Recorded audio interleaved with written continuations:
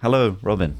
How's it going? Hello, Toby. How you doing, mate? Yeah, Good. Yeah, lovely. Thank you very much. We've just got off the back of mastering your next track, which I sent over. Yes, and I've had a listen just before this call. Thank you. So I can officially sound the call. Yes. It's great. Perfect. Thank you. Well done. Amazing. Sounds great. Yeah, so we are talking today about the last single you released. Yeah. In your head. How long ago was it recorded before I Right. heard it? Because I think you guys have been in the studio for a while, haven't you? Well, officially from the first album up until this point, in December this year, it will be 5 years from album one drop to now. But we have released a couple of tracks in between.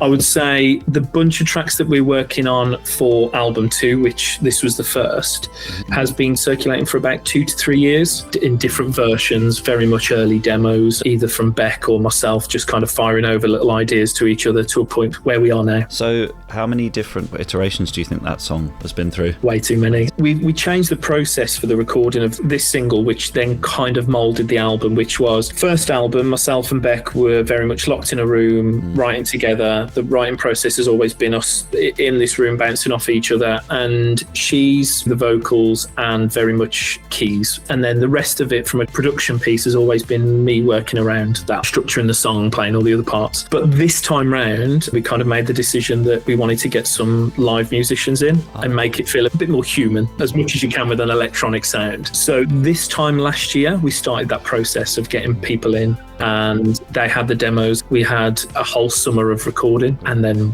we're starting to work through the tracks and get them mixed now. I saw on your Instagram stories that you had a live drummer. Yes, Tom. Has there been anyone else? Yeah, so Tom came in because neither of us are drummers.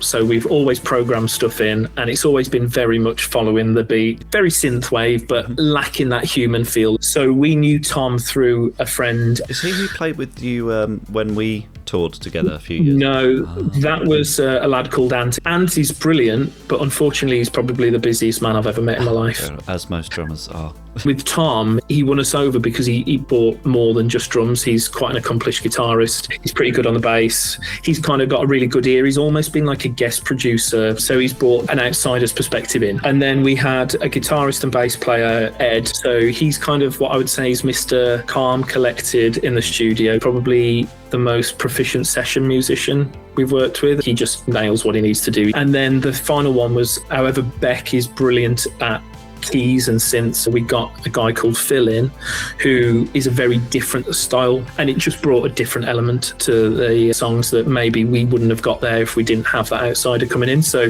it's worked really well. We've kind of all got a very different musical background, but it's really helped make these tracks feel like the next step. There's definitely like a feel that this new material has got like a bigger, more grandiose sort of feel to it. It's definitely like a maturity to it as you've been progressing as a band. I think that probably comes with not only those guys coming in, but from mine and Beck's side, we always laugh around the fact that we argue and disagree quickly. So if we don't think something's good, we'll very quickly meet in the middle and go, no, but this needs to happen. Working together so long, we've got to a point where we just know if something's good or not now between us. I noticed the lyrics have more sort of personal themes going on. Before you were trying to follow the movie theme thing. Yeah, so album one, the majority of the tracks were based on films, and it was just the steer we had for that album, mainly because we didn't know what Young Empress would be at that time. When we were writing those tracks, we were just writing almost like, what film score would we love to hear? So we would put films on and then kind of write to that, and then it became a thing. The reason why 5 years has happened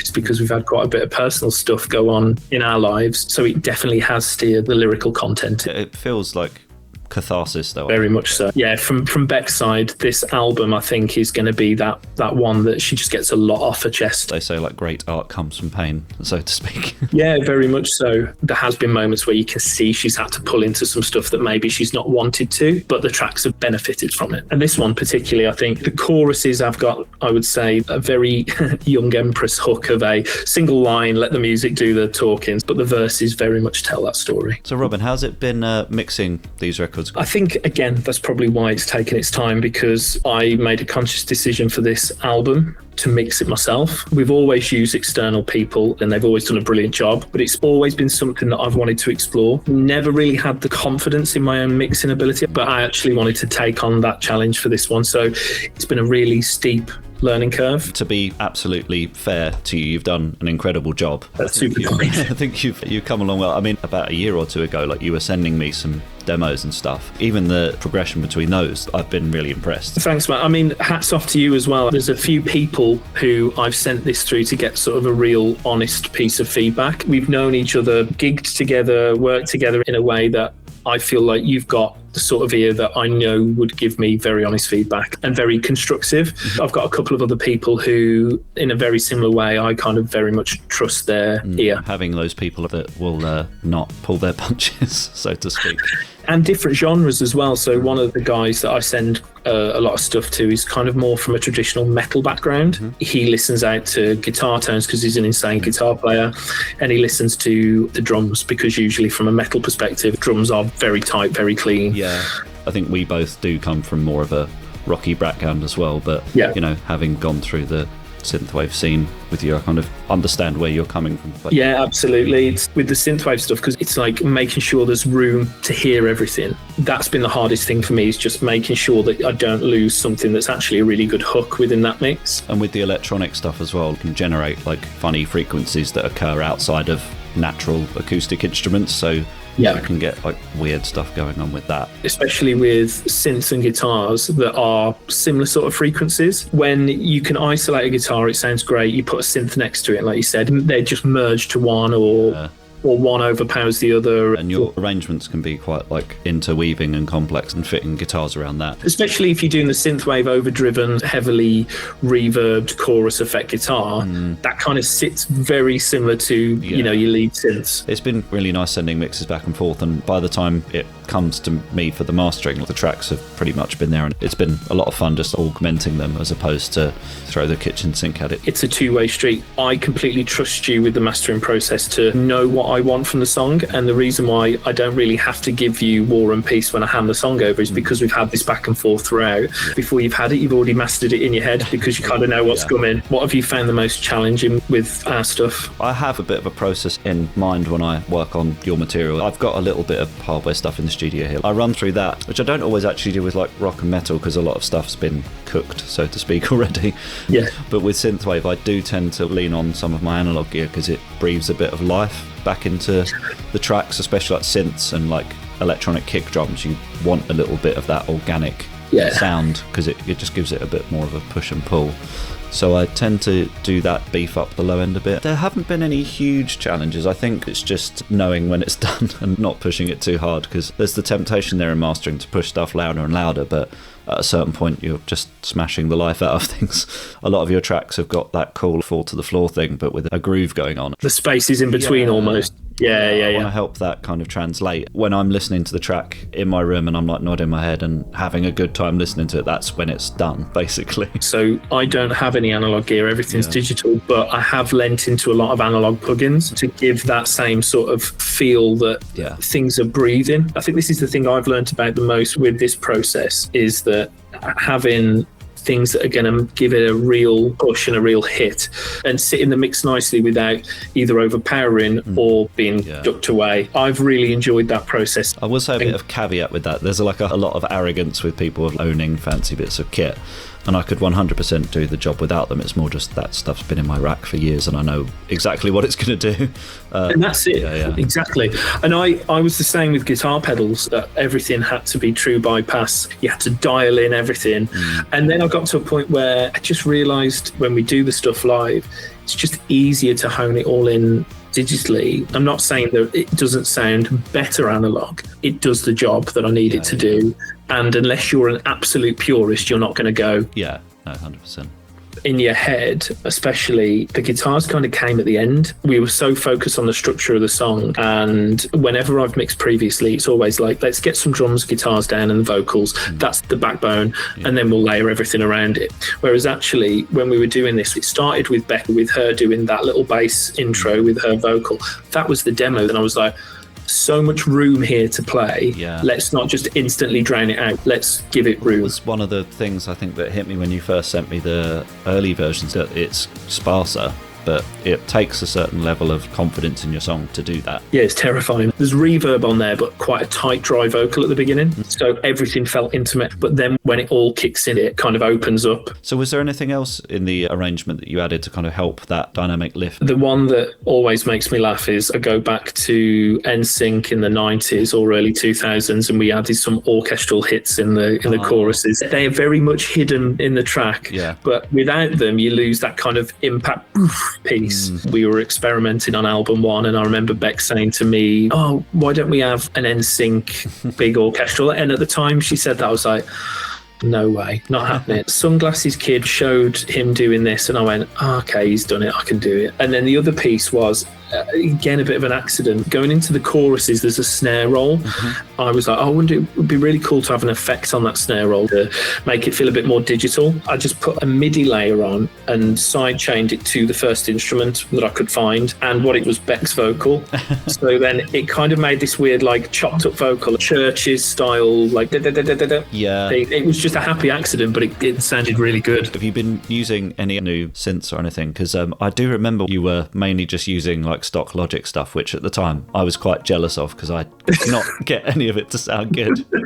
Yeah, I mean, there's some stuff we've saved patches for that have become a Young Empress synth from stock stuff. And that only happened because when we did the first album, we didn't really have any of the synth stuff to hand. I think I had a microKORG, and that was it. There was a steep learning curve of, I want it to sound like that 80s soundtrack. One of the pieces that I've literally got the track in front of me right now, the DX7, that it's phenomenal, but it's confusing as hell. I mean, my dad had one when I was growing up, and it's ridiculous. I don't know how anyone programs it. And the thing is, people didn't, right? They just used the presets. So you can basically play any 80s film score. And then we've been using a lot of the analog Lab V sort of synth sounds. The entire first Infra Violet record is just Arturia. It's brilliant, right? The one thing we've been using for drums is the BM Vice. It's super cool, and I honestly bought it just for the look of it because it's a DeLorean. But again, all of the drums are based on famous sounds. There's really funny ones. Like you've got Evil Dad, Filthy Dancing, Frankie Goes to Zambuda. I sent you a few drum songs. I use those for the kicks and the toms. Simmons toms, big like octagon-shaped pads. Because we've had a drummer trying to get that more natural feel. He's quite a traditionalist with acoustic kits, and he's like, the toms need to sound big and gated toms without sounding completely electric. But then in my head, I'm like, I just want to go full electric with this. So we've had to have that mix. Sometimes there'll be that Phil Collins. I was about to say Phil Collins. Tom sound. And then other times you're basically just listening to Flock of Seagulls.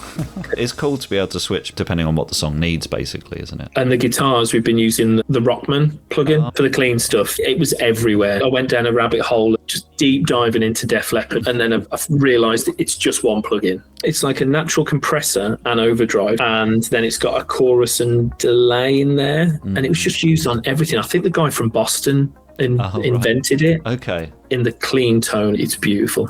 The big things I've learned from this track especially is not to fill every frequency, giving some chance to breathe. It helps the track as well if you're not filling up everything all the time, especially once it's been through my master train and everything, because I'm sure you've come to realise that once you get it back, everything is pushed to the front. I remember reading the Rick Rubin book, and he said like half the time it's stripping it down to what the song actually needs. It's the confidence to be able to do that, like you said about the start of In Your Head. I don't think album 1 we would have had the confidence to do that. It's almost more memorable that it starts like that. If you look at a lot of huge pop songs, the verses just go down to kick, drum, bass and vocals. Which is what we've tried to do with the second track you've just mastered. It's very much a bass groove, vocal and a drum kit. Because it makes the choruses feel bigger once you get there. So what have you got planned in the newer songs that are coming down the road? So we're working to an album, all being well, should be released tail end of the summer. It is a different sound. It's definitely an evolution from album 1, and I think In Your Head was kind of that perfect first track because it bridges the two. It's reminiscent of Ghosts and that sort of more moody, cinematic, melancholic sound. Slightly more of a dance and synth pop vibe underneath. It'll always be Young Empress because of Beck's vocal. You've kind of got that, similar to what you guys do with Infra Violet with Beth. You've got quite a distinctive vocal, but I think what we've done with this album, because of having the live musicians in it, naturally feels more of a band. And one of the things we were very conscious of is those people who love the first album, we don't want to alienate those people in album 2, but we naturally wanted to grow and experiment. Everything is going to have that inspiration and that 80s undertone, because those are the things we love to listen to, but then it is going to have our other influences in there as well.